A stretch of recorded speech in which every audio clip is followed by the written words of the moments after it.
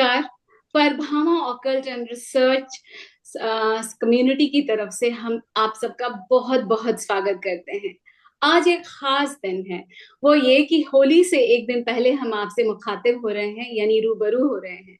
तो होली से पहले बहुत सारी चीजों की उम्मीद हम रखते हैं, क्योंकि हर त्योहार हमारे भारतीय संस्कृति में सुंदरता और खुशियों का फुहार लेकर आता है।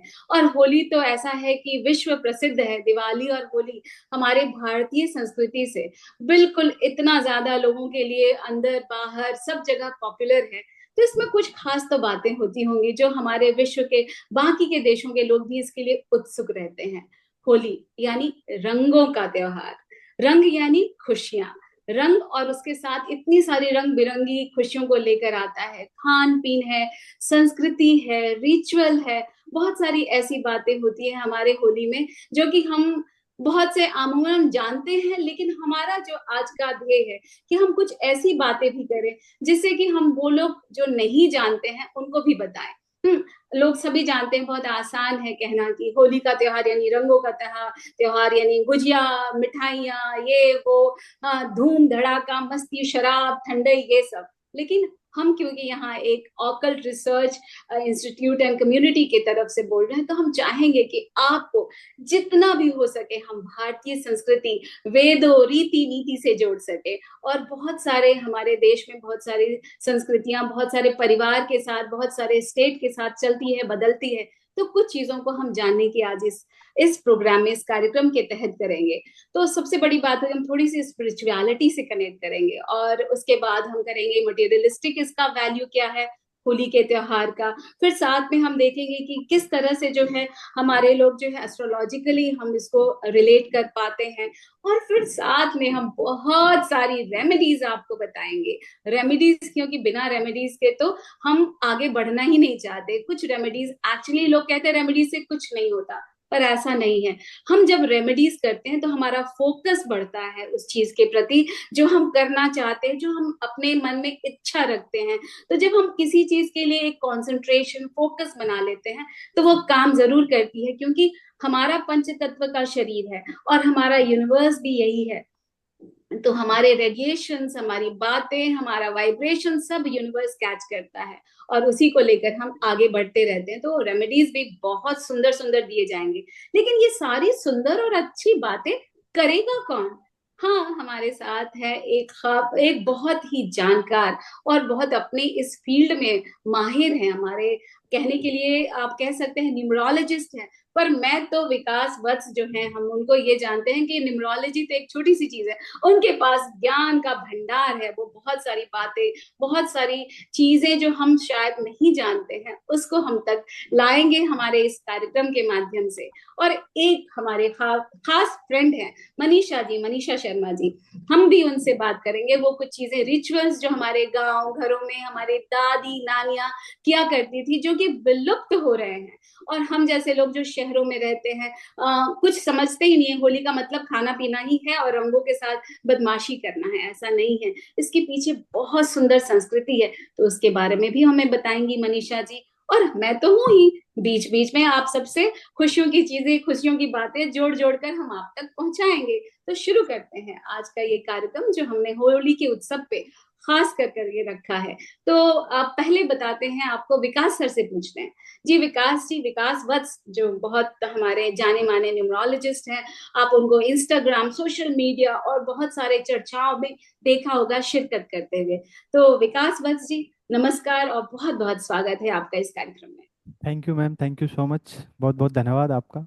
आपने इतनी तारीफ की इसके लिए आपका बहुत आप बहुत हैं धन्यवाद। तारीफ के काबिल, काबिले तारीफ है, तभी हम आपको कह रहे हैं, क्योंकि हम तो आपको बहुत सालों से जानते हैं। और आपका जो विद्या देने का तरीका है, जो आप एक तरह से टीचिंग, साथ साथ जो आप, यही नहीं, टीचिंग तो एक छोटी सी बात है, आप लोगों में ये इतना अच्छा अध्यात्म देना चाहते हैं, जो हम बहुत इसके बारे में बहुत सुना है चर्चा, और आज हम आपसे बात भी करेंगे।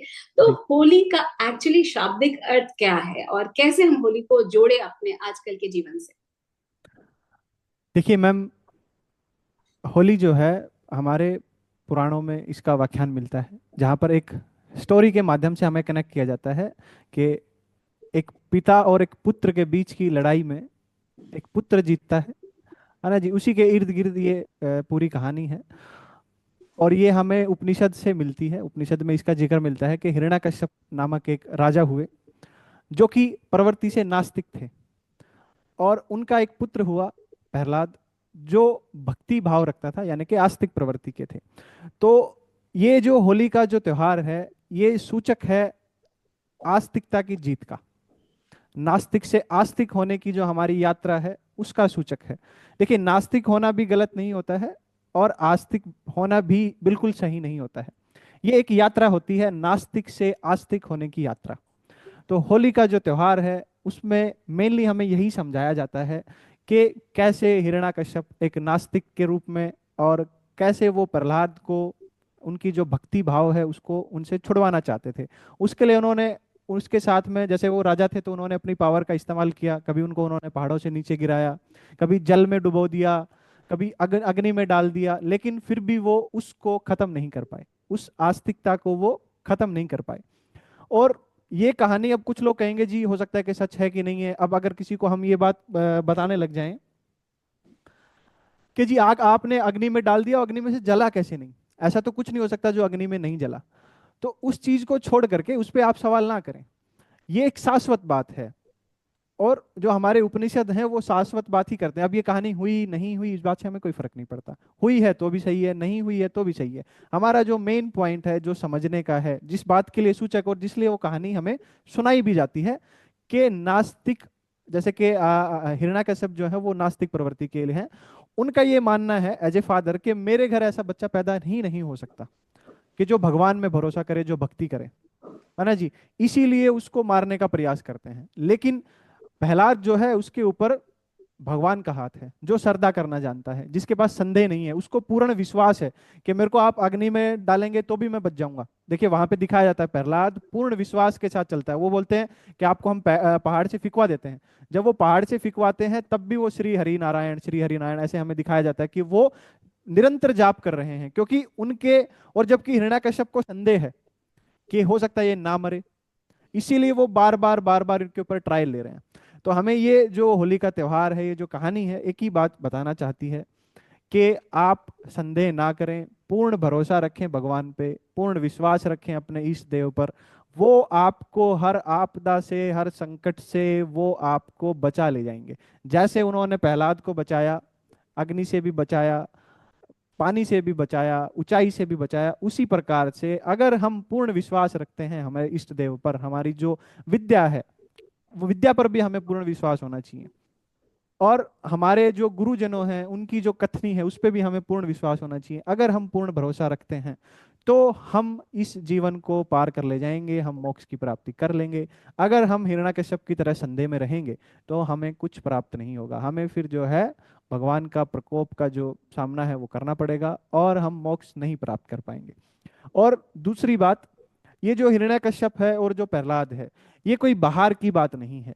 ये दोनों व्यक्ति तो हमारे ही अंदर हैं, हमारे अंदर की ही बात है। हमारे अंदर बहुत बार श्रद्धा उठती है, बहुत बार हमें विश्वास करने का मन होता है कि मैं भगवान को मान लूं, सब कुछ मैं उनको अर्पण कर देता हूँ, पूर्ण समर्पण की भावना से मैं चलता हूँ। लेकिन फिर जैसे जैसे हम समर्पण की भावना की तरफ चलते हैं, वैसे ही हिरण्यकश्यप यानी कि नास्तिकता हमारे ऊपर हावी हो जाती है। हम उसके ऊपर संदेह करने लगते हैं, सवाल उठाने लगते हैं। भाई, नास्तिकता का मतलब यही है जो संदेह करता है। आस्तिकता का मतलब यही है जो संदेह छोड़ देता है, सारे सवाल ही छोड़ दिए उसने, विश्वास करता है। पूर्ण विश्वास करता है, पूर्ण उसने समर्पण कर दिया। तो होली का जो त्योहार है वो हमें, अगर हम एक लाइन में बोले, तो हमें सिर्फ विश्वास करना सिखाता है अपने इष्ट देव पर, अपने भगवान पर, अपनी विद्या पर। तो अगर आप विश्वास करेंगे, तो आप प्रहलाद की तरह हमेशा बचते रहेंगे। हर बुराई पर आपकी विजय होगी। चाहे आप फिर अग्नि से आपको जलाया जाए, पानी में आपको डाला जाए, कुछ भी आपके साथ किया जाए, आप हमेशा जो है उत्तीर्ण ही होंगे, आप कभी भी विफल नहीं होंगे। और हमेशा हिरण्यकश्यप को ही विफल होना पड़ेगा।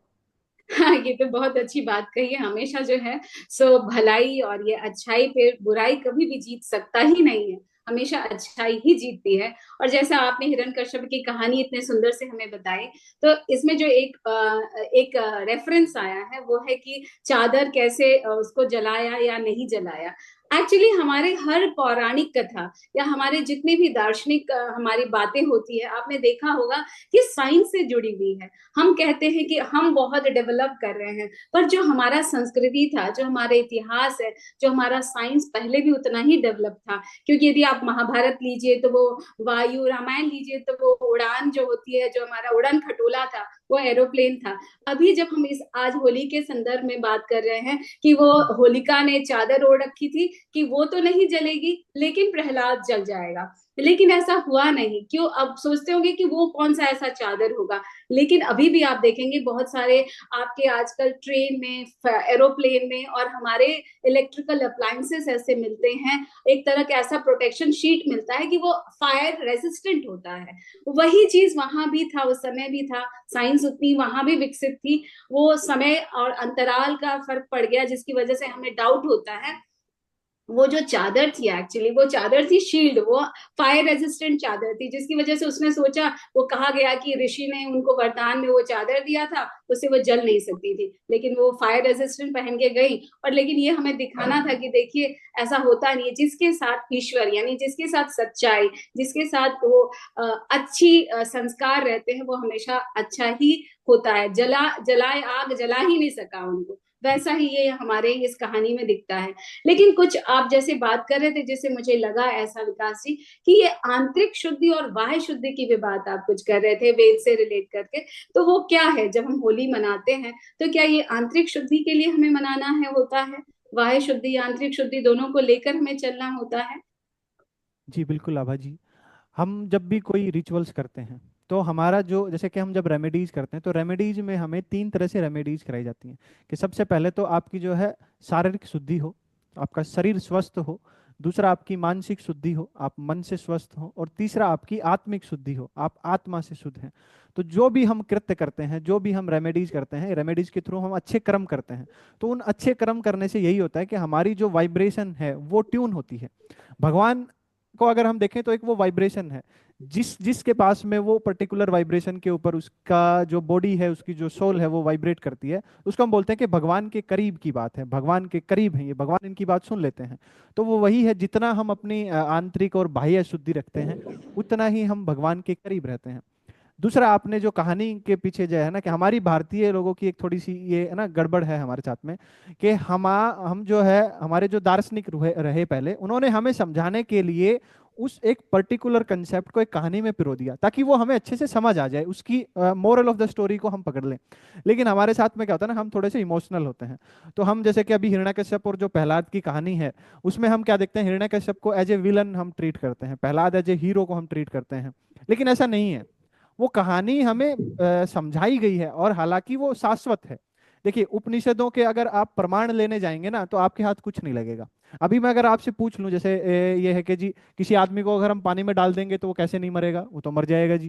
किसी को अगर हम आग में डाल देंगे तो कैसी भी शील्ड ले लीजिए आप, वैसे तो वो आग है, तो वो उसको आग की प्रवृत्ति है जलाना। तो ये बात हम साबित नहीं कर पाएंगे कि आग की प्रवृत्ति, उसके लिए कैसे प्रकृति ने अपना नियम चेंज कर दिया। प्रकृति तो नियम चेंज नहीं कर सकती। लेकिन उपनिषद जो होते हैं या हमारे जो काव्य हैं, महाकाव्य हैं, वो सब शाश्वत हैं।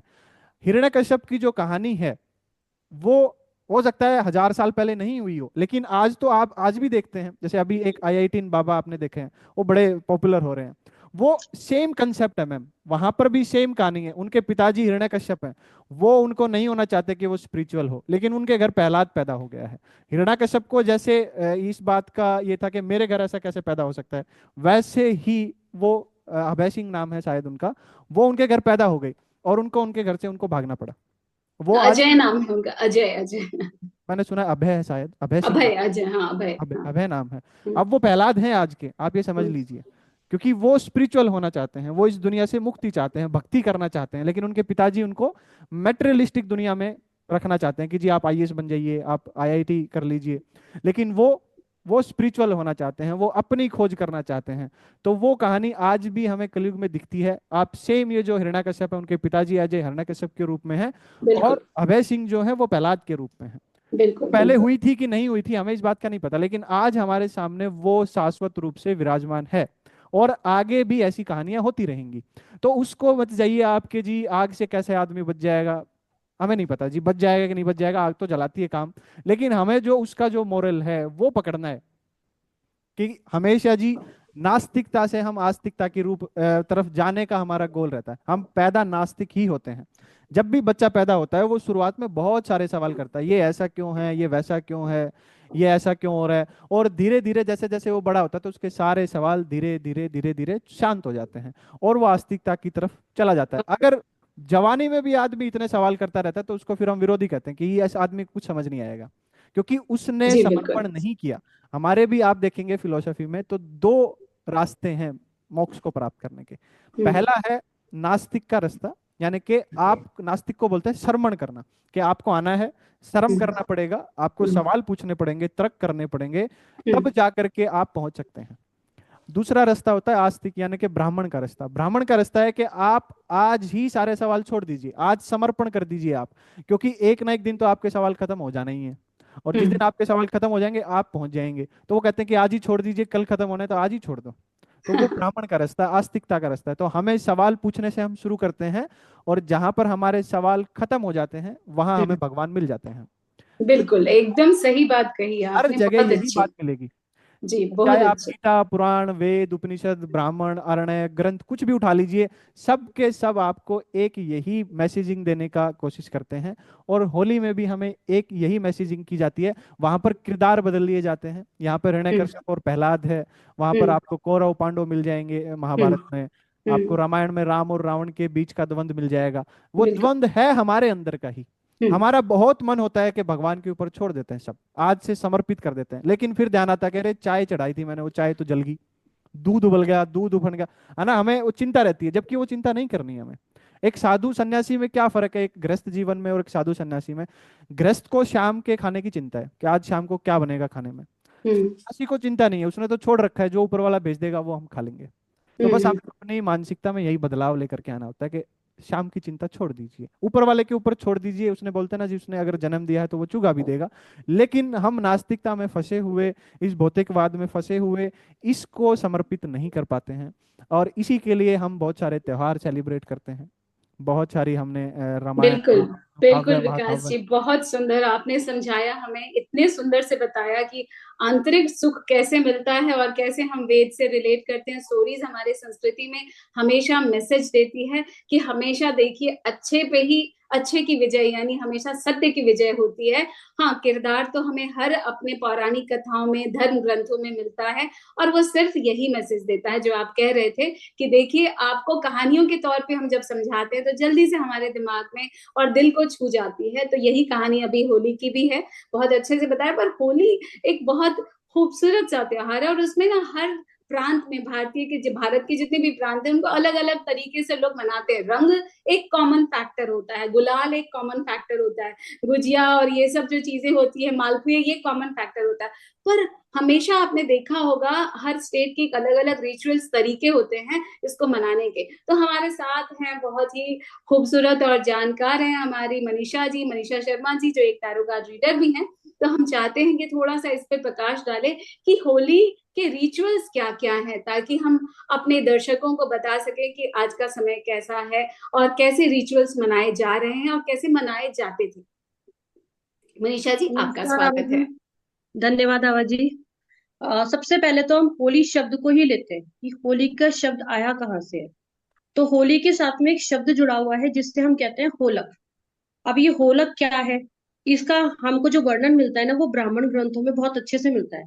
होलक कहते हैं वो अध पका अन्न जो अभी तक पका नहीं है, उसको हम जाकर के अग्नि के अंदर जलाते हैं। आपने देखा होगा होली की पूजा जब करते हैं, शाम के टाइम होली जलाई जाती है, तो अपने अपने घरों से लोग गेहूं की बाल लेकर के आते हैं, चने लेकर के आते हैं कच्चे, उनको जला करके लेके जाते हैं। तो ये क्यों जलाते हैं? क्यों? अग्नि जो स्वरूप है ना, वो एक व्यवस्था से दूसरी व्यवस्था में संचार करने का स्वरूप मानी जाती है। हमको अग्नि में ही क्यों जलाते हैं? उसका रीजन है कि हमारे सनातन धर्म के अंदर चार वेदों का वर्णन मिलता है, जिसमें सबसे पहला जो वेद है वो है ऋग्वेद। और ऋग्वेद का पहला सूक्त जो आता है, हमें पहले सूक्त का जो पहला सूक्त आता है वो है अग्नि सूक्त। और अग्नि को माना जाता है देवताओं का दूत, यानी कि उसके बिना हमारा कोई भी कार्य पूरा नहीं किया जाता। पंडित जी भी घर पे पूजा कराने आते हैं तो सबसे पहले अग्नि का दीपक जलाते हैं। हम्म। कोई भी बड़ा कार्य होता है तो हम अग्नि जला करके हवन करते हैं। शादी विवाह होते हैं तो अग्नि के बिना हवन नहीं कराया जा सकता, मतलब हम्म। उसके बिना मतलब विवाह भी संपन्न नहीं माना जाता। हम्म। तो उसको सूचक माना गया है। हम्म। तो अग्नि क्या करती है, किसी एक, अब जैसे ये मौसम बदल रहा है, हम्म। वर्तमान समय में मौसम हम्म। बदल रहा है कि सर्दी खत्म हुई है और अब गर्मी आने वाली है। हम्म। तो हमारे शरीर को हमें कैसे तैयार करना है, क्योंकि हमारा शरीर पूरी तरीके से तैयार नहीं है। जैसे हम्म। कि वो गेहूं की बाली तैयार नहीं है, वो कच्चे चने अभी पूरी तरह से तैयार नहीं है, तो उसको पकाना है हमें। तो उसके लिए हमने क्या किया, होली की पूजा करी। इसमें हमने बहुत सारी ऐसी चीजें करी, जैसे कि हमने इसके अंदर उपले डाले। बहुत से कहते हैं ना कि उपले डालने चाहिए, तो पर उपले क्यों डाले हमने, उपलों का हम कहते हैं बड़कुले। हम्म। जो जैसे गाँव में अगर आप देखेंगे ना बड़कुले, हम्म। बड़कुले बनाने का भी एक विधान होता है, क्योंकि हमारे शास्त्रों में ना हर चीज का एक नियम बनाया हुआ है, मुहूर्त डिसाइड किए हुए हैं। वो बड़कुले बनाए जाते हैं होली से पहले, जो एकादशी आती है उस दिन। हम्म। गाय के गोबर से ही बनाए जाते हैं। आजकल तो रेडीमेड मिल जाते हैं, पता नहीं कब के बने हुए होते हैं, किसके बने हुए हैं किसी को नहीं पता। लेकिन वो गाय के गोबर के ही बने हुए होने चाहिए। हम्म। उनको बनाने का एक मुहूर्त होता है, एकादशी के दिन समय निर्धारित होता है, इतने बजे से इतने बजे तक आप बड़कुले बना लो। हम्म। उसके बाद उनको सुखाया जाता है, क्योंकि गीले तो नहीं डाल करके आओगे आप। हम्म। उसके बाद जिस दिन होली की पूजा होती है उस दिन सुबह मुहूर्त होता है, उन बड़कुलों को एक माला बनाई जाती है, उसको पिरोया जाता है। हम्म। तो हम्म। उसका भी एक समय तिथि, मतलब समय निर्धारित है कि आप इतने बजे से इतने बजे तक अपने बड़कुलों को पिरो लीजिए। कितनी फिर अच्छी जाकर बात है ना, हमारे संस्कृति में टाइम तक निर्धारित किया गया है कि कौन सी जो हमारे रिचुअल कब कब करना है, उसका एक खास समय होता है और उसका असर भी खास होता है। ऐसी ही एक चीज जो मेरे मन में आ रही है वो ये कि हमने बहुत समय, वैसे होली की बहुत सारी विधाएं हैं, लेकिन एक जो विधा है जो आज यानी होलिका दहन आज होने वाला है, तो उससे पहले किया जाता है, उसका मैंने नाम सुना है संपदा की डोर। संपदा, संपदा की डोर, ये क्या रिचुअल है? थोड़ा सा प्रकाश डालेंगे आप मनीषा जी इस पे? हाँ जी, एक्चुअली जो संपदा होती है ना, ये लक्ष्मी माता का नाम, हम लक्ष्मी जी को कहते हैं कि हमारे पास संपदा आनी चाहिए। तो संपदा को हम किस दिन मनाते हैं, आज जैसे होली का दहन हो चुका, आज हमने एक तरीके से बुराई के ऊपर अच्छाई की जीत का जश्न मना लिया। हम्म। रात को प्रहलाद, होलिका हमने जलाई, प्रहलाद को बचा लिया। अब हम्म। अगले दिन जिस दिन हम फाग खेलते हैं ना, होली खेलते हैं, हम्म। यानी कि एक तरीके से माता, जो भगवान विष्णु का इतना बड़ा भक्त है, तो हम्म। जहाँ मान लीजिए पति और पत्नी दोनों लोग हैं, अगर पति किसी घर के अंदर जाता है तो पत्नी भी उस घर में जाएगी ही जाएगी। हम्म। आपको पति पत्नी को इनवाइट किया है, पति कहता है कि मेरे को तो वहां इनवाइट किया है, तो पत्नी कहेगी मैं भी आपके साथ चलूंगी, मैं नहीं रहूंगी घर में अकेली। हम्म। तो यहाँ पर क्या है, विष्णु का भक्त प्रहलाद, हम्म। वो बच गया है, विष्णु की उस पर कृपा हो चुकी है। अब अगले दिन सुबह सुबह एक समय निर्धारित होता है, उस समय माता लक्ष्मी भी कृपा करने के लिए हमारे पास आ चुकी है, तो उनकी हम जो पूजा करते हैं तो एक संपदा का डोरा लिया जाता है। हम्म। कहते हैं कि संपदा आती है तो आपदा चली जाती है। ऑफ कोर्स, हाँ, तो ये बिल्कुल। गाँव के अंदर एक छोटा सा डोरा होता है, इसमें गांठ लगाई जाती है, और इसकी कथा हमें नल दमयंती के उसमें भी मिलती है कि दमयंती ने भी वो डोरा लिया था लक्ष्मी की अच्छा, प्राप्ति के लिए। वो तो प्रेम की कहानी में आता है, नल और दमयंती की स्टोरी सुना है, बहुत ही खूबसूरत सा स्टोरी, लव स्टोरी हुआ करता है, हमारा पौराणिक कथा में मैंने पढ़ी है। अमर चित्र हाँ कथा जी। जब मैं पढ़ती थी तब मैंने देखा था नल और दमयंती का। तो उस समय उन्होंने भी पूजा की थी ये डोर की।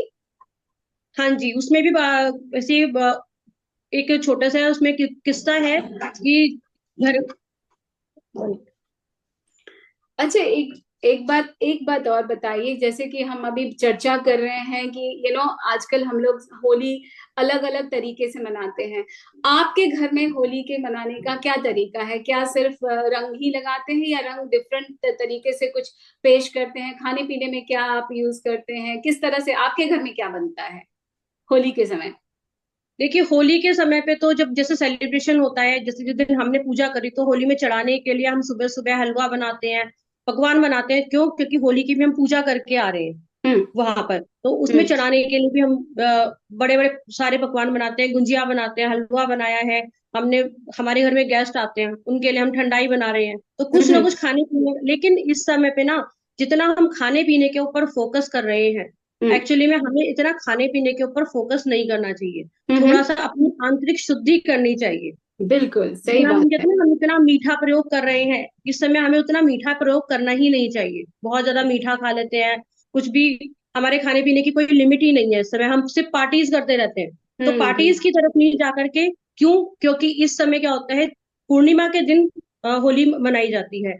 अब पूर्णिमा के दिन कहते हैं ना चंद्रमा पूरा होता है। अब बिल्कुल। पूर्णिमा से 7 दिन पहले से ये चंद्रमा की कलाई जो आ रही है धरती पे पड़ रही है वो इतनी स्ट्रांग होती है कि हम्म। उनको साधारण इंसान बर्दाश्त ही नहीं कर सकता। मानसिक स्तर हमारा हिल सकता है। क्यों?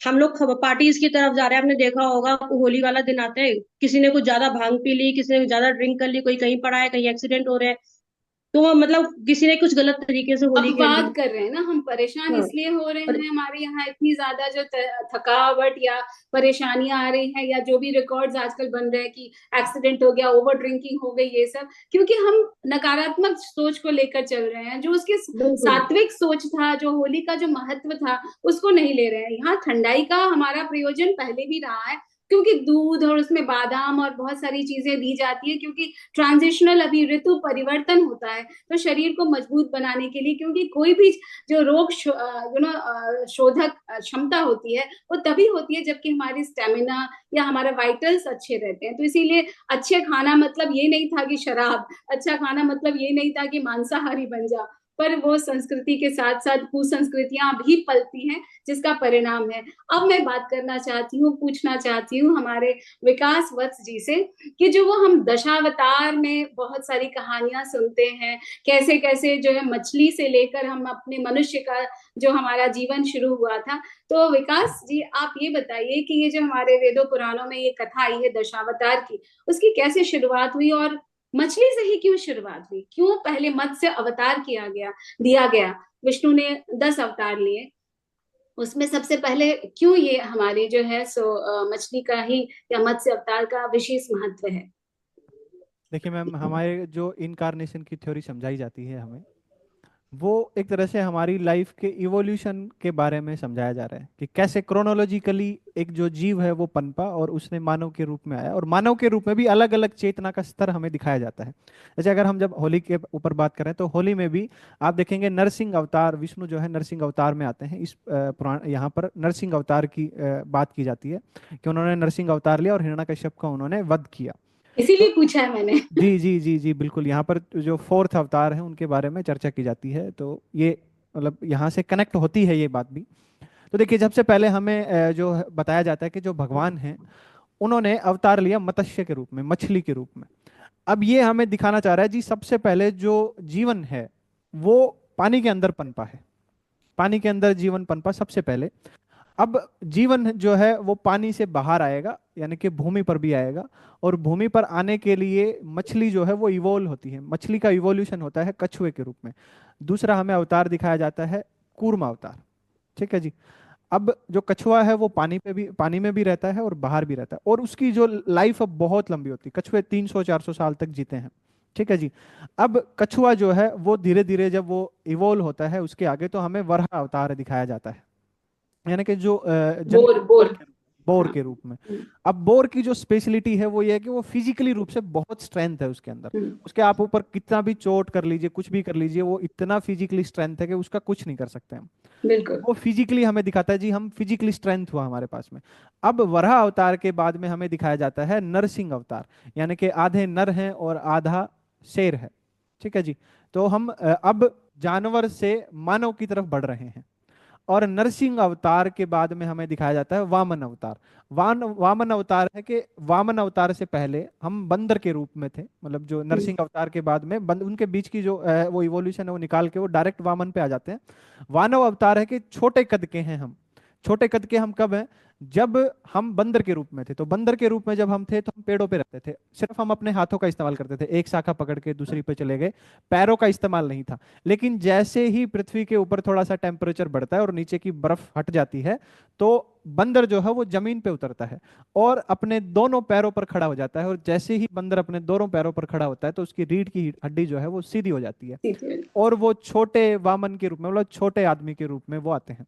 अब हमारे अंदर जो स्ट्रेंथ है वो बढ़नी शुरू होती है। अब जो वामन अवतार है वो धरती पर पैदल पैदल चलता है, और आपने सुना होगा जितना हम पैदल पैदल चलते हैं उतनी ही हमारे अंदर स्ट्रेंथ बढ़ती है। तो अब ये पैदल पैदल चलता है आदि मानव के रूप में, और ये अपने लिए भोजन की तलाश में इधर उधर भटकता रहता है। ठीक है जी। अब इससे जो अगला अवतार आता है वो होता है परशुराम अवतार, कि अब चलते चलते हजारों साल हो गए हमें चलते चलते, अब हमारे अंदर एज ए ह्यूमन बीइंग हम बहुत ही स्ट्रेंथ हो गई है, बहुत गुस्सैल हैं अब हम, क्योंकि हमें खाना चाहिए, खाना एक जगह मिलता नहीं है, हर जगह इधर उधर हम भागते रहते हैं। तो परशुराम अवतार एक तरह से अगर आप देखेंगे तो ये किसान का रूप भी है, क्योंकि परशुराम अवतार जो है वो कुल्हाड़ी रखता है ना जी, जमीन को साफ करने के लिए, खेती हाँ। करने के लिए। और उसके अंदर एग्रेशन भी इसीलिए है, क्योंकि अब तक तो वामन अवतार में क्या रहता, एक पेड़ पे खा लिया हमने फल, तो ज्यादा चिंता नहीं है, दूसरे पे चले गए। लेकिन अब एज ए किसान के रूप में, फार्मर के रूप में, अब हमें एक जमीन के छोटे फरसा है साथ में इनके। टुकड़े पे हाँ। रहना पड़ेगा हमें। हम्म। भाई एक जमीन के टुकड़े पे हमें खेती करनी है, तो अब हम्म। हमें उसको सुरक्षा प्रदान करनी पड़ेगी, नहीं तो कल दूसरा कोई आके हमारे खेत पे कब्जा कर लेगा। हमने जमीन हम्म। साफ की, कोई दूसरा आकर के उसके ऊपर खेती कर लेगा, तो ऐसे थोड़े ना चलेगा। तो हम्म। उसके लिए जो परशुराम है उनको दिखाया जाता है कि वो सबको मार देते हैं, हम्म। जो जो उनके करीब आएगा, उनके खेती के करीब, उनके भोजन की व्यवस्था को, उस व्यवस्था को खत्म करेगा, उसको वो खत्म कर देते हैं। हम्म। इसीलिए परशुराम को बड़ा गुस्सेल और हाथ में उनके फरसा दिखाया जाता है, वो इसीलिए है कि वो किसान के रूप में है। अब हम्म। क्या हो गया जी, परशुराम के बाद में राम का अवतार दिखाया जाता है। राम को हम क्या बोलते हैं, मर्यादा पुरुषोत्तम श्री राम। हम्म। मर्यादा यानी कि जो नियम रूल रेगुलेशन से चलेगा। अब क्या जी, परशुराम के टाइम पर जो खेती हुई, तो एक छोटे से टुकड़े पे खेती की, तो बगल में दूसरा भी किसान पैदा होगा, वो भी वहां पर हम्म। खेती करेगा, तो सबके अपने जमीन के छोटे छोटे टुकड़े हो गए। तो अब एक हम्म। समाज बनने लगा है। अब उन सबको अगर परस्पर संबंध के साथ रहना है तो उनको मर्यादा से चलना पड़ेगा। अगर वो मर्यादा से नहीं चलेंगे तो वो नहीं रह सकते, उतने आगे से वो डेवलप नहीं हो पाएंगे। तो हम्म। इसीलिए हमें रामचरितमानस के बारे में बताया कि अगर आपको इस व्यवस्था में, कृषि की जो व्यवस्था है, अगर इस व्यवस्था को आगे चलाना है, तो आपको राम के जैसा होना पड़ेगा, जो मर्यादा को मान करके चलता है, जो समाज के नियम कायदे कानून को मान करके चलता है। बहुत सुंदर। जी, परशुराम तो किसी कोई नियम कायदे कानून को नहीं मानता, हम्म। लेकिन जब राम आते हैं तो वो सभी नियम कायदे कानून को मानते हैं। तो राम इसी बात का प्रतीक है कि हमें मर्यादा से चलना चाहिए अगर आप समाज को सुसंगठित रखना चाहते हैं तो। अब जब राम आ गए हैं और सारी व्यवस्था जम गई है, तो अब क्या हो गया है जी, सबके पास पैसा आ गया है, सब हम्म। संपन्न हो गए हैं, सब संपन्नता है। अब जो संपन्न कम है या जिसके पास संपन्नता कम है, वो बगल वाले के जिसमें झांकता है कि अच्छा इसके पास ज्यादा है, इसका लूट के खा लेते हैं हम। तो अब क्या, आपस में युद्ध होने शुरू हो गए हैं। और युद्ध को मिटाने के लिए, युद्ध को खत्म करने के लिए, या अच्छे से युद्ध चलाने के लिए एक रणनीतिकार, एक डिप्लोमेट की जरूरत होती है। तो राम के बाद हमें कृष्ण अवतार दिखाया जाता है कि उस टाइम की जो चेतना है, उस टाइम की जो मांग है, वो कृष्ण की मांग है। देखिए, परशुराम के टाइम पे परशुराम की मांग थी, क्योंकि खेती साफ करनी थी, जमीन साफ करनी, तो एक बहुत बलशाली आदमी चाहिए। इतने बड़े बड़े पेड़ों को काटना और फिर जमीन को साफ करके उसके ऊपर खेती करना, खेती करना हो गया, परशुराम का काम खत्म। यानी कि परशुराम हमारी चेतना का एक स्तर है। उसके बाद हमें राम जैसी चेतना चाहिए कि जो, वो खेत आ गया है हमारे पास में, लेकिन सबको एक मर्यादा के साथ में रखे। तो ऐसे एक चेतना की हमें जरूरत थी। उस समय के जो लोग थे उनकी चेतना राम के जैसी थी। अभी राम के बाद जो चेतना है वो बदल जाएगी, वो श्री कृष्ण के जैसी चेतना हमें चाहिए कि जो युद्ध की नीति भी जानता हो, जिसको पता है कि हाँ इसके साथ मेरे को युद्ध लड़ना पड़ेगा, उसके साथ वो युद्ध भी लड़े, और बिल्कुल। जिसको डिप्लोमेटिकली काम करना है उसके साथ वो समझौता भी करे। अगर ऐसा नहीं होगा तो अब सबके पास में धन है, सब बड़े बड़े हथियार बनाएंगे और एक दूसरे को मारने के लिए तैयार रहेंगे। अब जब संपन्नता आ गई और डिप्लोमेसी आ गई हमारे पास में, तो अब भगवान बुद्ध का अवतार दिखाया जाता है, लास्ट अवतार, नौवां, शांति के प्रतीक लाएंगे। जो हमें मध्यम मार्ग सिखाते हैं, जो हमें मध्य मार्ग से चलना सिखाते हैं कि जी मैटेरियली और स्पिरिचुअली आपको दोनों को अपने लाइफ में बैलेंस रखना है। आपको अटैचमेंट के साथ साथ डिटैचमेंट भी चाहिए।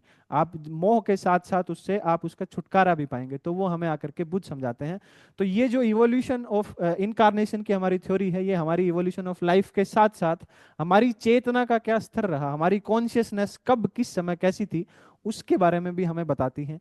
और ये जैसे होली के साथ में जब, और हमारे जैसे जितने भी त्योहार हैं, उन सभी त्योहारों के साथ में आप देखेंगे एक पर्टिकुलर अवतार को वहां पर दिखाया जाता है। और हम्म। वो इसीलिए दिखाया जाता है कि वो हमें उस समय की जो चेतना है उसके बारे में हमें वो इंगित करना चाह रहे हैं कि देखिए, अगर आपको समाज को सुदृढ़ बनाना है तो आपको राम जैसा चरित्र चाहिए। अगर आपको अपने देश को बिल्कुल एकदम बैलेंस रखना है, संपन्नता भी चाहिए और बैलेंस भी चाहिए, दूसरों के साथ संबंध भी अच्छे रखने हैं, क्योंकि तो कृष्ण बनो। तो आपको कृष्ण चाहिए। और अगर आपको शांति का जीवन जीना है, दुख नहीं चाहिए आपको जीवन में, तो तो आपको बुद्ध बुद्ध की चाहिए। जैसी चेतना चाहिए। तो ये हमें सिर्फ चेतना समझाने की बात है, बाकी वो फिर मैं वही कहूंगा कि हम वही कहानी में उलझ करके रह जाते हैं। अब अगर कोई राम को गाली निकालने लग जाएगा तो वो उसको अपना दुश्मन समझने लगता है। अरे भाई, राम को आप छोड़िए, आप उनकी चेतना की तरफ देखिए और उनकी चेतना को अपने साथ में एक साथ कीजिए, तो आंतरिक वो आप महत्व को समझना चाहिए, जी आंतरिक मीनिंग को लेना चाहिए। कहानी तो सिर्फ समझाने के लिए बनाया समझाने गया के है। लिए है। अब राम थे नहीं थे, इस बात को छोड़ दीजिए आप। राम के लेकर के हमें जो चीज समझाई गई है उसके ऊपर बात करनी चाहिए हमें, और उसी को अपनाना चाहिए। बाकी राम ने क्या किया क्या नहीं किया, अब बहुत लोग है ना, देखिए क्या होता है ना कि आजकल लोग प्रूफ बहुत मांगते हैं कि जी राम अच्छे थे, इस बात का प्रूफ दीजिए। फिर वो कुछ उस कहानी में से ऐसी चीजें निकाल के लेके आएंगे कि राम ने तो ऐसा किया था, तो ये अच्छा कैसे हो सकता है।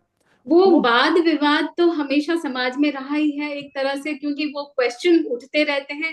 और कुछ लोग जो जागरूक अपने को कहते हैं, वो इसी बहाने इसी बात को फायदा उठाते हैं कि आप काटो कैसे, यदि कहानी है खंडन उसके कैसे करना पीछे है। का तथ्य भूल जाएंगे कि देखो हर एक चीज के पीछे लॉजिक जरूर होता है, पर उसकी सुंदरता को पहले लो और जो उसमें बाकी के तथ्य हैं उसको थोड़ा नकारो। लेकिन नहीं, उनको तो रहता है कि नहीं, यदि राम ने अपनी पत्नी को भेजा अग्नि परीक्षा के लिए या वन में भेजा तो ये गलत था, गलत था। उसके पीछे भी बहुत सारे पौराणिक आप देखोगे तो लॉजिक मिलेंगे कि क्यों सेपरेशन का भी एक वैल्यू है। जब सीता चली गई है वन में, तो वहां जो प्रेम के विरह और ये सब जो भावनाएं उनमें श्रृंगार और विरह आया है, वो भी एक तरीके से आपको जानना है।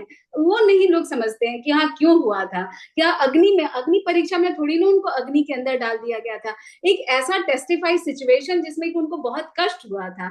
और कष्ट यानी सोना तो तभी तपता है जब तभी तो सोना बनता है। तो जी सीता की पूजा क्यों की जाती है? क्योंकि उन्होंने बलिदान दिया, जी उन्होंने ऐसे सेक्रीफाइस किया। ऐसे कार्य किए। और अब ये कल्कि अवतार जो लास्ट वाला हमारा कल्कि अवतार है, विकास जी थोड़ा उस पर भी प्रकाश डालिए, फिर उसके बाद हम और आगे बढ़ेंगे इस कार्यक्रम में। तो मैम अगला जो अवतार आएगा कल्कि के रूप में, वो कहते हैं कि जी अभी हमारे जो कलयुग है इसमें झूठ, पाप, ईर्ष्या, घृणा सब बहुत बढ़ चुका है, और आगे ये और भी बढ़ेगा। सब लोग पापी हैं। मतलब कोई भी कितने अपने आप को बोल लीजिए कि मैं समाज सेवी हूँ, मैं समाज के लिए करता हूँ, लेकिन लास्ट में जैसे ही आप उसके करीब पहुंचेंगे तो आपको उसके अंदर जो है स्वार्थ एक अपना स्वार्थ मिल जाएगा आपको। तो हाँ सब हाँ। स्वार्थी हैं, निस्वार्थ कोई नहीं रहा। किसी को भगवान का जो है मतलब एक तरह से पूर्ण रूप से जो समर्पित भक्ति है वो अभी कलयुग में नहीं है। तो इस वजह से हमारे यहाँ पे पाप बहुत बढ़ चुका है, और इसी पाप को दूर करने के लिए कहते हैं जी कल की अवतार होगा। अब मैं जब इस बारे में सोचता हूँ तो मेरे को लगता है जैसे कि बताया जाता है कि जी यूपी में एक गांव है, वहां पर वो अवतरित होंगे और वहां से वो आएंगे घोड़े पे सवार होके। ये सिर्फ कहानियां हैं। व्हाइट कोई घोड़े पे सवार होकर हाँ वही घोड़े पे सवार होके आएंगे, ये सिर्फ हमें समझाने के लिए कहानी लिखी गई है। बाकी कोई एक ऐसे लौह पुरुष हमारे देश में होंगे जो हमारे देश की चेतना को बिल्कुल एकदम से नेक्स्ट लेवल पर लेके जाएंगे, और जो चीजें आज हम अभी तक अचीव नहीं कर पाए हैं, हमारा देश अभी तक अचीव नहीं कर पाया है। मेनली हमारे देश में अभी तक एक ही रही है कि हम आध्यात्मिक रूप से बहुत डेवलप रहे हैं, हम वैज्ञानिक रूप से उतने डेवलप नहीं रहे हैं, हमने युद्ध लड़ने बंद कर दिए। तो अब जो लोह पुरुष आएगा वो हमें युद्ध लड़ाने की तरफ अग्रसर करेगा। वो बोलेगा नहीं जी युद्ध जरूरी है, हम युद्ध लड़ेंगे, और युद्ध लड़ करके ही हम शांति स्थापित कर सकते हैं। और दूसरा वो जो काम करेंगे हमें वैज्ञानिक दृष्टिकोण देंगे कि हमें साइंस एंड टेक्नोलॉजी में भी आगे बढ़ना है, उसके ऊपर भी काम किया जाएगा। और साथ साथ हमें अपनी आध्यात्मिकता जो हमारी मेन जो पावर है उसको भी साथ में लेकर के चलेंगे। मेरी नज़र में वही कल की अवतार होंगे। बाकी ऊपर से कोई एज सच एकदम से नहीं उतर के आने वाला है। वो एब्सोल्युटली, एकदम आप सही कह रहे हैं, बिल्कुल सही कह रहे हैं। और कितनी खूबसूरती से आपने विकास जी जीव से कैसे, मछली से कैसे, मत्स्य अवतार से हम अब कल की अवतार तक कैसे आए हैं, इस जर्नी को जो आपने दशावतार को इतने सुंदर से बताया। और इस कहानी, ये पूरे अवतार की जो आपने कहानी बताई, उसका सिर्फ एसेंस ये है कि हमें अपने कॉन्शियस एंड सब कॉन्शियस माइंड को उस पर विजय पाने की जरूरत है। हर चीज जो है वो तथ्य के साथ ही चलता है, लेकिन हम अपने जो आंतरिक जो हमारा सुख है वो किस में है? जब हम समर्पण करते हैं। बिल्कुल आंतरिक सुख कब है? जब हम जीवन में वो उन चीजों को समझ पाते हैं जो हमें मोह माया की तरफ खींच के ले जाता है। तो इतने खूबसूरत से आपने बताया, मुझे तो लगा जैसे मैं आप सुनती ही रहूं, आपकी बातों को एकदम आगे बढ़ता ही रहे ये कहानी। लेकिन क्योंकि हमें बहुत सारे तथ्यों को भी छूना है, कार्यक्रम सिर्फ एक ही चीज को लेकर हम नहीं बढ़ेंगे। तो हम मनीषा जी से अब पूछना चाहते हैं कि हमारे होली के उत्सव में एक बहुत इंपॉर्टेंट सा एस्पेक्ट आता है जो लोगों के अंदर विलय होता जा रहा है, विलुप्त होता जा रहा है, वो है बसौड़ा का। तो मनीषा जी बताएंगे बसौड़ा की जो विधि होती है वो क्यों होती है, इसके पीछे क्या साइंस है और कैसे मनाया जाता है? थोड़ा संक्षिप्त में बताइएगा। मनीषा जी। हाँ मनीषा जी आभा जी। जी। हाँ जी जी, थैंक यू। जी, देखिए जिस दिन हम होली मनाते हैं, हम फाग उड़ाते हैं, उस दिन क्या करते हैं, मैक्सिमम हम ठंडे पानी का यूज करते हैं खेलने के लिए। तो इस दिन हम ठंडे पानी का यूज पहली बार कर रहे हैं इस मौसम के बाद में। हम्म। तो अभी हमारा शरीर क्या था, ठंडे और गर्म पानी को मिक्स करके हम नहा रहे थे। तो हमारी शरीर पे हमारी जो सेल्स थे वो डैमेज हो चुके थे। तो हमने क्या किया, कलर्स को यूज किया। कलर्स पहले बनाए जाते हैं नेचुरल तरीके से, जो कि गोबर से, फूलों से, पत्तियों से, इस प्रकार से बनाए जाते हैं। तो एक तरीके की कलर थेरेपी हम यूज करते हैं हमारी बॉडी के जो बाहरी रूप है ना, उसको सशक्त बनाने के लिए। और हम बाहरी रूप से तो सशक्त हो चुके हैं, लेकिन हमें आंतरिक रूप से भी सशक्त होना आवश्यक है। तो ऐसे में होली के बाद में शीतला अष्टमी, हम इसको कहते हैं बसौड़े को, शीतला अष्टमी वाले दिन हम बासी खाना खाते हैं। बासी खाना क्यों खाते हैं, मान लीजिए आपके शरीर में किसी प्रकार की कोई कमी हो गई, तो डॉक्टर्स आपको प्रीबायोटिक्स बोलते हैं कि आप ये लीजिए। अब हम ऑलरेडी जो खाना बासी खाना है, उसमें तो ऑलरेडी फर्मेंटेशन के थ्रू प्रीबायोटिक्स उसमें बन चुके हैं। तो हम इस दिन खाना जो खाते हैं वो ठंडा खाना खाते हैं, जिसके माध्यम से हमारे शरीर के अंदर जो भी क्षति हुई होती है वो उसकी पूर्ति हो जाती है। बहुत अच्छा, बहुत सुंदर, बहुत ही खूबसूरत। होना भी चाहिए। प्रोबायोटिक की तो यूज जितना आप करेंगे, आपका जो गट होता है, यानी पेट से संबंधित जो भी, पाचन शक्ति से संबंधित जो भी कोई प्रॉब्लम होता है, वो ठीक हो जाता है। आजकल के डॉक्टर जो याकुल्ट और क्या क्या बताते हैं, देखिए कैसे हमारे संस्कृति में पहले से ही प्रोबायोटिक का इंतजाम किया हुआ था। हम त्योहारों के माध्यम से, हमेशा आपने देखा होगा, यदि आप भारतीय त्योहारों को एनालाइज करेंगे, तो वो आपको आंतरिक रूप से स्वस्थ, सुंदर और विकसित बनाने का ही प्रयास रहा है। कभी भी जो हमारे भारतीय जितने भी आप देख लें त्योहार हो, चाहे दीपावली है या होली है या बाकी छठ है, छठ की महिमा देखिए तो उसमें उसमें क्या है, आप जितना लंबा सा व्रत करते हैं, वो एक तरह से इंटरमिटेंट फास्टिंग हो जाती है, जिसमें आपकी क्लिनजिंग प्रोसेस होती है और आपको लगता है आपका शरीर जो है तैयार हो जाता है फिर से अवरोधक शक्तियों से लड़ने के लिए। ऐसे ही हर त्योहार जितने भी हमारे भारतीय संस्कृति के, इवन अभी रमजान का महीना चल रहा है, बहुत ही पाक महीना चल रहा है, हम उसमें क्या होता है, वो लोग फास्टिंग करते हैं, वही से इंटरमिटेंट मेथड होता है उनका। तो रात को वो कम ज्यादा खा लेते हैं और फिर पूरी लंबी जो दिन का है वो पूरा बिना जल के, जल को भी, यानी हम उसको यदि रोकते हैं अपने शरीर से, तो जो आपके अपने जो फाइटिंग बैक्टीरियाज होते हैं, वो आपके खराब बैक्टीरियाज को खाते हैं, गुड बैक्टीरियाज, बैड बैक्टीरियाज को खाते हैं, आपका गट सिस्टम क्लीन होता है, आपकी एनर्जी जो है ना वो फाइटिंग स्पिरिट बढ़ जाती है। तो रमजान में देखेंगे आप, बहुत ज्यादा इसको पाक क्यों कहा जाता है, इसीलिए कहा जाता है कि आपको एनर्जी को रिवाइटलाइज करता है। तो ये पूरा त्योहार, हमारे भारतीय संस्कृति के सारे त्योहार बहुत ही खूबसूरत हैं, बहुत अच्छे हैं। क्योंकि होली की बात हम कर रहे हैं, तो होली में तो रंगों की बात हम करेंगे ही। आजकल बहुत ज्यादा स्किन प्रॉब्लम हो रही है रंगों की, क्योंकि हम परभामा ऑक्कल्ट कम्युनिटी से बात कर रहे हैं, हम जनरल चीजें कभी नहीं बात करेंगे, हम वो बात करेंगे जो लोगों को हम बेहतर बना सके, हम फायदा दे सके। तो कलर्स, बहुत गंदे गंदे कलर्स आ गए हैं, क्योंकि केमिकल का जमाना है और सस्ते होते हैं, तो वो केमिकल का उपचार उसमें डाल देते हैं और वो हमारे स्किन को कहीं कहीं तो ऐसा देखा गया है कि लोगों को फेंट कर जाते हैं। कुछ ऐसे कलर्स जो यूज होते हैं गुलाल में या जो वाटर कलर्स होते हैं, वो लोग फेंट कर जाते हैं, स्किन में इतने सारे बबलिंग शुरू हो जाती है, बर्निंग शुरू हो जाती है। तो इन सब चीजों से बचने के लिए हमें, जैसे कि हमारी संस्कृति ने हमेशा से, भारतीय संस्कृति ने तो विश्व को हमेशा बताया है नेचर से कनेक्ट होकर रहने का, और वही है होली का त्योहार, जिसमें हम 7 रंग कैसे बनाते हैं, वो हमारे नेचुरल विधियों से बन सकती है। जैसे हर श्रृंगार है, हर श्रृंगार के जो बहुत सुंदर फूल होता है, देवी माँ को, दुर्गा, बंगाल में दुर्गा माँ को सबसे पहले प्रथम उनका स्वागत हर श्रृंगार के पुष्प से किया जाता है, जो शारदीय दुर्गा उत्सव होता है। वैसे ही और भी जगह पे आप देखेंगे, वो छोटे छोटे से उनमें तने होते हैं, उसका स्टेम होता है, वो ऑरेंज कलर का होता है, उससे ऑरेंज कलर बनता है। टेसू, जो हम दिल्ली में रहते हैं या आसपास के और भी हमारे भारत के बहुत सारे प्रदेशों में टेसू का पेड़ तो बहुत विशाल पेड़ होता है और वो बहुत अच्छा होता है, उससे हम कलर लाल रंग बनाते हैं, हरा हम हरे रंग जो भी पत्तियों को पीस पास के बनाते हैं, ऑरेंज कलर के लिए हम वो जो हमारा मैरीगोल्ड होता है गेंदे का फूल उससे बनाते हैं। तो बहुत सारे हमारे अपने आसपास खोजेंगे तो नेचुरल कलर बनाने का तरीका बहुत अच्छा है। सबसे आसान क्या है, वो सारे कलर जो आपको पसंद है फूल पत्तियों के लाइए, सुखाइए और चावल का आटा उसमें अच्छे से पीस के उसके साथ मिला दीजिए, या मैदा मिला दीजिए, या अरारोट बना दीजिए। खुशबू के लिए उसमें गुलाब जल डाल दीजिए, और गुलाब जल डालने से तो वैसे ही वो आपको, गुलाब तो वैसे ही प्रेम का प्रतीक है, खुशबू उसकी ऐसी होती है कि आपके मस्तिष्क चक्र को बहुत अच्छे से एनर्जाइज कर देती है, आपके प्यूटिटरी ग्लैंड को खोल देती है। तो अच्छे रंग, नेचुरल रंगों का इस्तेमाल कीजिए, बनाना कोई मुश्किल नहीं है। सच पूछो तो किचन में भी मिलता है विकास जी, हल्दी मिल जाता है। अब उसके मतलब लाल रंग लगाने के लिए मिर्ची का इस्तेमाल कतई ना करें, जो कि बहुत ही नुकसानदायक होगा। तो हम इनसे पूछते हैं मनीषा जी से, क्या आपके पास कुछ ऐसा पिटारा है जो आप बताएंगे कुछ खास कलर कैसे बनाया जाए? जल्दी से जरा बता दीजिए मनीषा जी।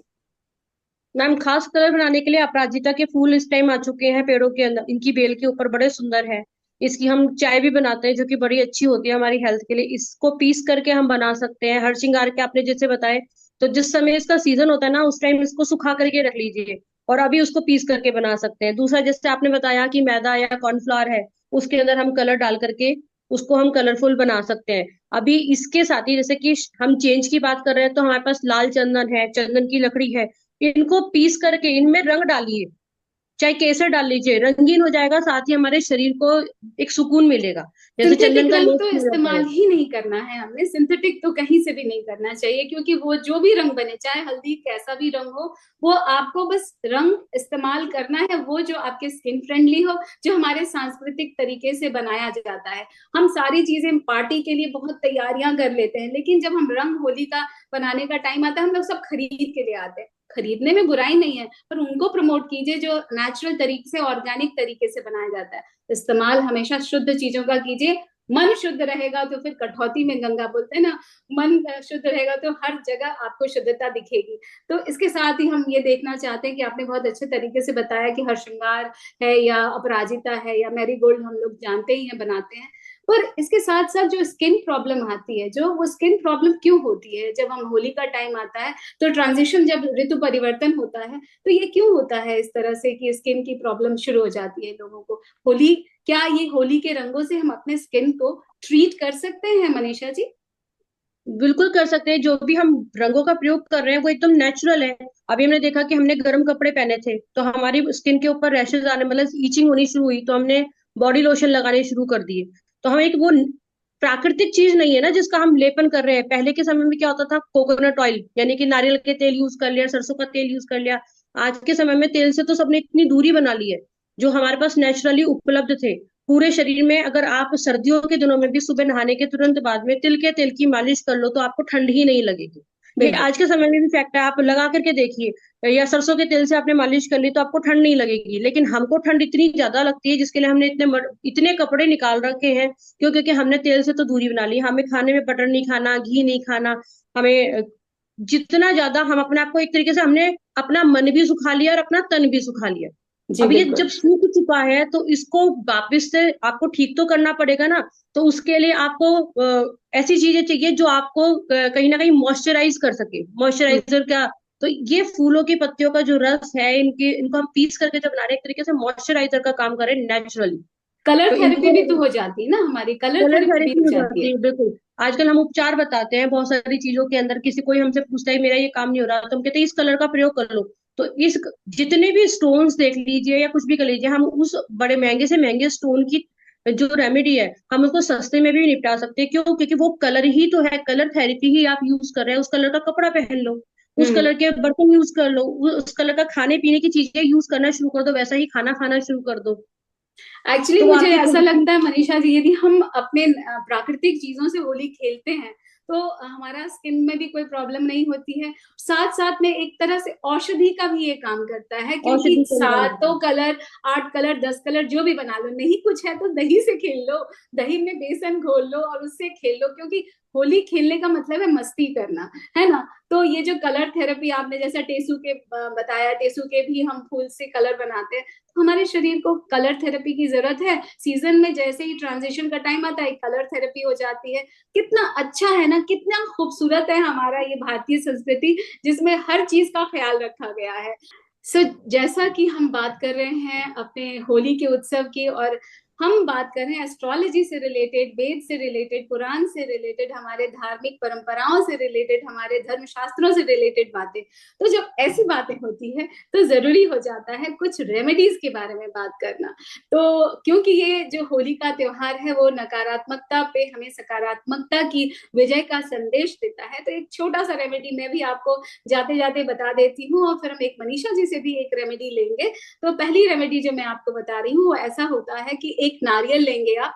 नारियल जो होता है बड़ा वाला जो नारियल होता है, स्किन के बिना वाला नारियल, उसमें आंखें होती है। यदि आंखों को हम उसको स्क्रू ड्राइवर से उसको छेद करते हैं, उसके अंदर पानी निकाल के उसके अंदर हम तिल और जौ को भर देते हैं, और उसके बाद आप अपने शरीर की जो भी हाइट है उससे उस पूरी हाइट का एक मोली आप वहां से लेंगे, काटेंगे उसको, और उससे उसको लपेटेंगे हम, ठीक है, नारियल को लपेटेंगे। वो थोड़े से बालों वाला नारियल ले तो ज्यादा अच्छा रहता है। लपेटने के बाद उसमें आप अपनी इंटेंशन डालेंगे, यानी आपकी जो भी इच्छा है, जो भी प्रार्थना करना चाहते हैं आप ईश्वर से, उनको डालेंगे। और उसके बाद जब आप देखेंगे कि होलिका दहन हो गया है आज रात को, आज की शाम संध्या में, उसके बाद जब लोग छटना शुरू कर गए हैं, तब कम जब लोग हो तो जाके आप अपनी इच्छा के अनुसार उसमें अपनी बातों को कहते हुए नारियल को आप अग्नि में डाल दीजिए। तो ये एक प्रतीक है कि आपके जो भी शरीर में मानसिकता में नेगेटिविटी है, वो होलिका ने उस दहन में, उस अग्नि कुंड में जला दिया, और आप फिर से रिवाइटलाइज हो गए। तो ये भी आप करके देखिएगा, यदि होगा तो बहुत ही इसका परिणाम अच्छा है। हमने बहुत लोगों को करते हुए देखा है। अब हम बात करते हैं एक, मनीषा जी आप भी जल्दी से बता दीजिए हमें एक रेमेडी। जी, जैसे कि होली पे से पहले हमारे होलाष्टक शुरू हो जाते हैं, तो इन दिनों में हमें कौन से कार्य नहीं करने चाहिए, किन किन कार्यों के लिए निषेध होता है। तो इनमें विशेष करके उन कार्यों के लिए निषेध होता है, जैसे किसी के घर में कोई समाप्त हो गया और वो पंचक के समय पे समाप्त हुआ है, उस समय पे जिन जिन कार्यों के लिए निषेध होता है, क्योंकि ये हर किसी के परिवार में अलग अलग होती है कि कहीं पे कुछ निषेध होता है, कहीं कुछ। तो जो भी उनके परिवार में उन कार्यों के लिए निषेध होता है, सबसे पहले तो हमें वो कार्य नहीं करने चाहिए। दूसरा, इस समय पे थोड़ा सा ऐसे कहते हैं कि भाई थोड़ा ध्यान रखना चाहिए, क्योंकि हर कोई रेमेडी कर रहा है, कहीं चौराहे पे कभी कुछ किसी ने कुछ करके रख दिया। तो पहले के समय पे जैसे लड़कों की भी शिखा होती थी, आजकल तो लड़कियों के भी बाल छोटे छोटे हो गए हैं, लेकिन अपने बालों को बांध करके रखना चाहिए। इत्र का प्रयोग होलाष्टक से लेकर के होली तक हमें नहीं करना चाहिए। कहीं हम्म। पर भी हमें मन की शुद्धि और तन की शुद्धि दोनों का विशेष रूप से ध्यान रखना होता है। और ये हम्म। जो होली का पूजन होता है ना, इसके आसपास में कोई भी अशुद्ध अवस्था में कोई स्त्री है तो उसको बिल्कुल भी नहीं जाना चाहिए। उसे इस बात का विशेष रूप से ध्यान रखना चाहिए। जो भी पूजन के लिए सामग्री आपके घर से जा रही है, उसको आपको छूना भी नहीं है। जो भी हम्म। पूजन के लिए जो लेके जाएंगे वो शुद्धता के साथ वहां पर लेकर के जाएं। और जैसे कि वहां पे अपनी जो भी मनोकामनाएं आपको प्राप्त करनी है, तो जैसे हमने कहा कि बड़कुलों की बात करी थी, बड़कुलों के बीच में ही एक गोबर से हम एक नारियल बनाते हैं। तो घर का हम्म। जो पुरुष होता है, जितने भी लोग होते हैं, उसको हाथ लगा करके मनोकामनाएं अपनी बोल करके उसके अंदर अर्पित करके आते हैं होली माता को। चलिए, बहुत अच्छा, बहुत खूबसूरत। सभी ऐसे ही उपाय, छोटे छोटे उपाय करें, अपने जीवन में खुशियों का फुहार लाएं।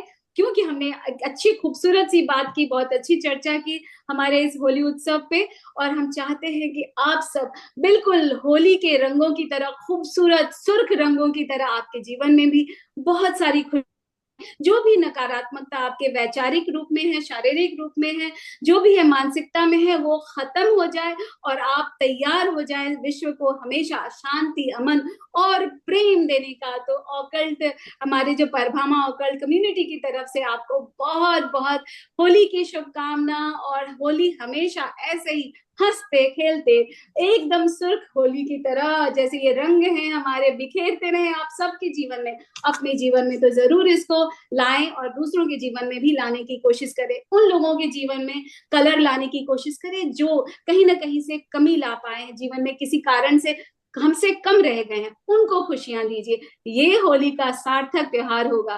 तो होली की बात है तो गाना तो बनता है हमारा। तो एक हम जल्दी जल्दी से हम होली का गाना गाते हैं। आप गाना गा सकती है तो गाइए, और अच्छा है।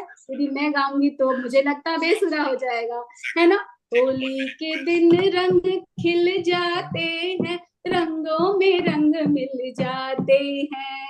होली है, होली है। Thank you very much for joining us. Thank you, नमस्कार, happy Holi, happy Holi. Happy Holi. Happy Holi. आप सबको बहुत बहुत शुभकामनाएं। Thank you so much.